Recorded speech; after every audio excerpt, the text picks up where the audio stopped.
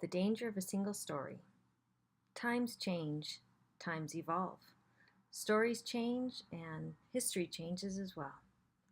Stories in history can be used to prove a point. Stories can be used to defend what has always been.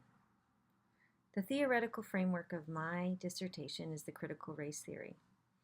Critical race theory carries 6 tenets.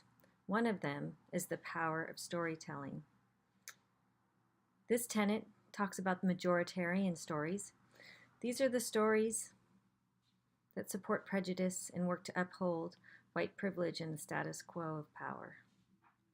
The opposite is what's called a counter story or a counter narrative that can be used to uphold the stories of others whose voices are often marginalized and unheard.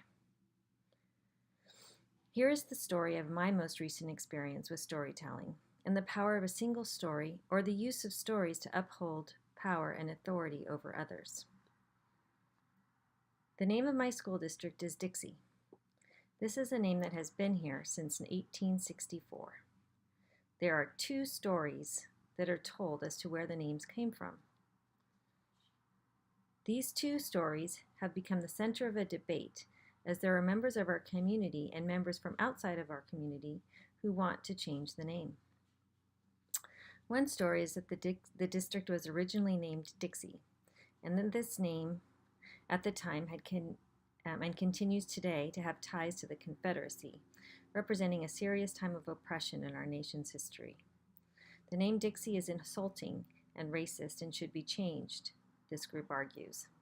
Their story of history and how the district was named is, in 1864, when the Dixie Schoolhouse was opened, it was named by the founder, James Miller, on a dare, as most of Marin County at the time sympathized with the Union. And here's an alternate story. The Dixie School District was named in honor of Mary Dixie, a Native American Miwok woman. This is the story that the majoritarian viewpoint is using to dismiss the need to change the name. Keeping the name Dixie, since it has been named after a Native American woman, would continue to honor local heritage, they argue. The argument is that the name Dixie has nothing to do with the South, so therefore cannot be offensive. 2 stories, 2 different purposes. The first is based in fact, and the second is not. Why do people hold on so tight to the idea that the district was named for a Miwok Indian instead of the Confederacy?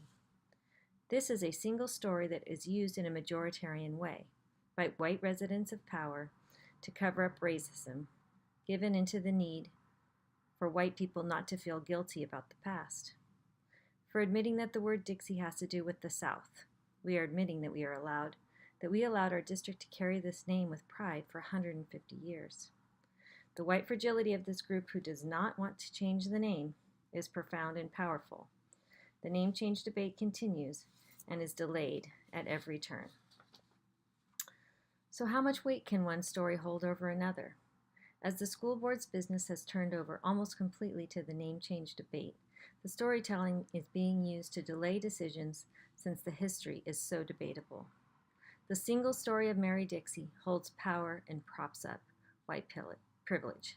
That is the power of this single story. The question now is, will there be a third story in this narrative? Will the Board of Education members decide to change the name despite the conflicting stories and power behind each one? Will there be a final story? How many people will be sacrificed in their positions as the debate goes on?